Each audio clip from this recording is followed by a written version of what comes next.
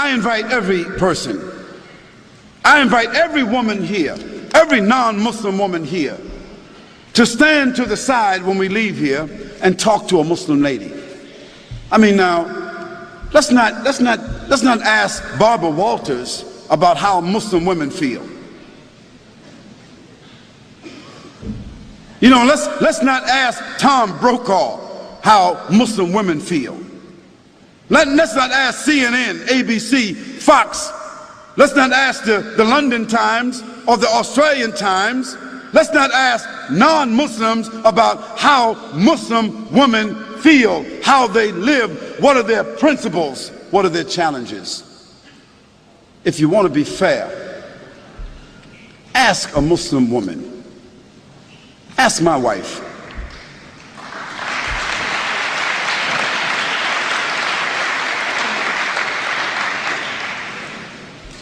Ask my mother.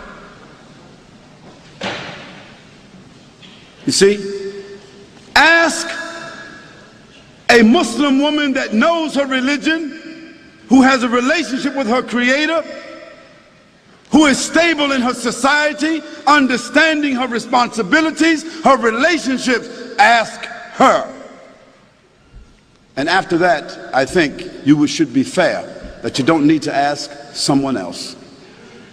But the problem is, no one really wants to ask Muslim women. We want to take pictures of women in Afghanistan, and pictures of women in Palestine, and pictures of women in Pakistan, and pictures of women over here, and we want to listen to what people say about female circumcision, as if Muslims got women, 1,000, 10, 30,000, 40,000 Muslim women all over the world is being circumcised. Some crazy Steven Spielberg stuff.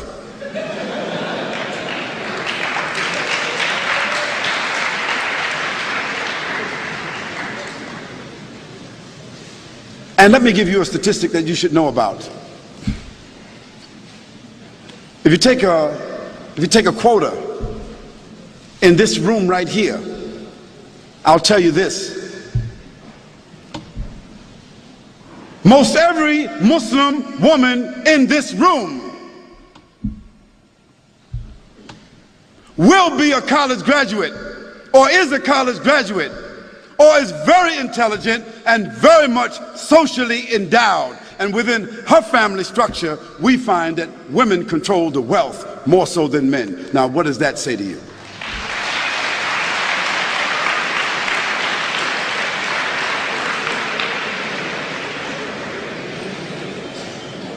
Now, where you find women oppressed, women exploited, women mistreated among Muslims, that is because those Muslims themselves are not representing the principles of the religion. And in every religion you've got black sheep.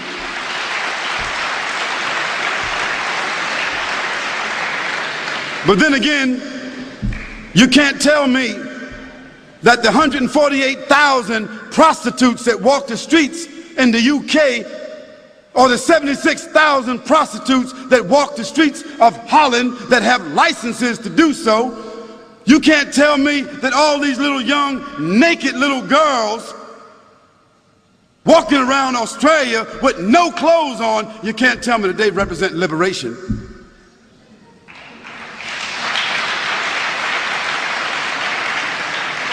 You can't tell me that the 2,350 abortions, murders that take place with these young women, you can't tell me that that represents sophistication. You can't tell me that that represents liberation. You can't tell me that a naked woman sitting on a chocolate bar, a naked woman selling everything, toothpaste, everything, you can't tell me that doesn't represent exploitation. So let's put things in context. Let's talk about things correctly, and let's be fair, and let's be objective. We can talk about that a little bit more if you want to. And let me give you one more statistic. One more. prostitution, venereal disease, abortion, and pedophilia. And this horrendous number of children being raped and kidnapped that exists in the Western world. It is almost unheard of in the Muslim world.